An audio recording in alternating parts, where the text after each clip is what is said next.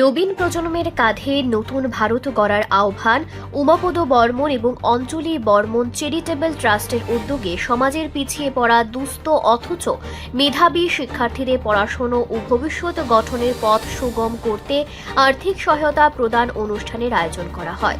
ট্রাস্টটি দীর্ঘদিন ধরে শিক্ষার আলো ছড়ানো এবং দরিদ্র পরিবারের সন্তানদের পাশে দাঁড়ানোর মতো মহৎ সামাজিক এবং জনকল্যাণমূলক কাজ করে আসছে।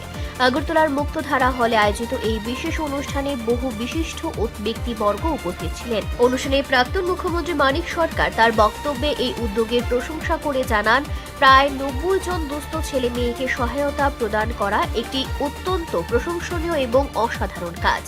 এর জন্য তিনি উদ্যোক্তাদের আন্তরিক ধন্যবাদ জানান। তবে তিনি মনে করিয়ে দেন যে কেবল এই ধরনের ব্যক্তিগত বা ট্রাস্টের সহায়তার মাধ্যমে সমাজ থেকে অশিক্ষা, নিরক্ষরতা এবং দারিদ্র্যের অন্ধকার পুরোপুরি দূর করা সম্ভব নয়। দেশ ও সমাজের বর্তমান সামাজিক অর্থনৈতিক পরিস্থিতি পরিবর্তনের প্রয়োজন রয়েছে এবং এর জন্য বৃহত্তর রাষ্ট্রীয় উদ্যোগ জরুরি। তিনি আরও বলেন, এই ধরনের আর্থিক সাহায্য পেয়ে ছাত্রছাত্রীরা কেবল পাশ করার জন্য যেন সন্তুষ্ট না থাকে, বরং তাদেরকে প্রকৃত মানুষ হিসেবে গড়ে উঠতে হবে। শিক্ষা ও আর্থিক সহযোগিতার উদ্দেশ্য শুধু উচ্চশিক্ষার সুযোগ পাওয়া নয়, বরং সমাজের জন্য সুবিধা বঞ্চিত এবং পিছিয়ে পড়া মানুষের পাশে দাঁড়ানো। নতুন প্রজন্মকে আত্মতুষ্টিতে না ভোগে এক নতুন শোষণহীন এবং উন্নত ভারত গড়ার স্বপ্ন দেখতে হবে, যেখানে খাদ্য, বাসস্থান, চিকিৎসা এবং শিক্ষার কোনো অভাব থাকবে না। পরিশেষে মানিক সরকার অভিভাবকদের উদ্দেশ্যে বলেন, নিজেদের আচার আচরণ এবং সঠিক জীবনবোধের মাধ্যমে সন্তানদের প্রকৃত মানুষ হিসেবে গড়ে তোলার গুরু দায়িত্ব তাদেরকেই নিতে হবে।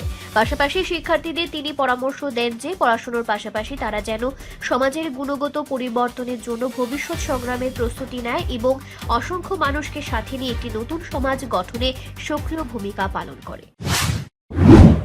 সন্তান সম স্নেহ পরবশে তারা আমাকে আবদ্ধ করে নিয়েছিলেন, পরিবারেরই একজনের মতো।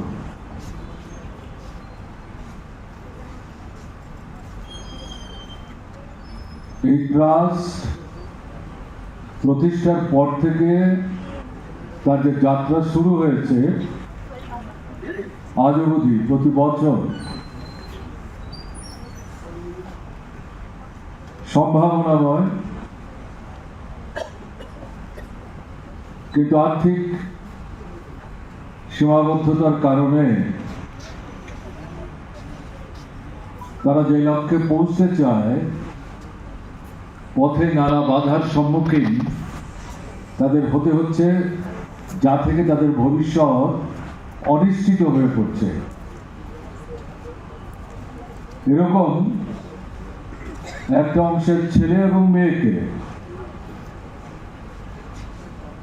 বাছাই করে নিয়ে প্রতি বছর এই ট্রাস্টের পক্ষ থেকে আর্থিক সাহায্য প্রদানের মাধ্যমে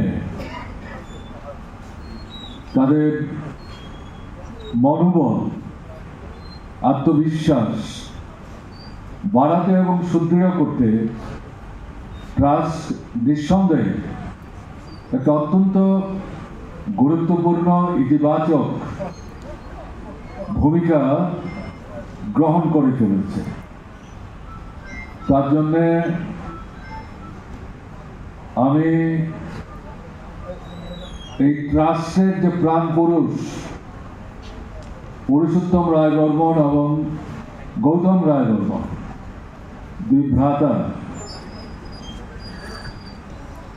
তারা সহ তাদের পরিবারের সদস্যরা যারা আছেন, তারা প্রত্যেকেই রাষ্ট্রের পৃষ্ঠে এই ট্রাস্টের সাথে জন্মলগ্ন থেকে যুক্ত আছেন এবং এর বাইরে যারা এই ট্রাস্টের সাথে নিজেদেরকে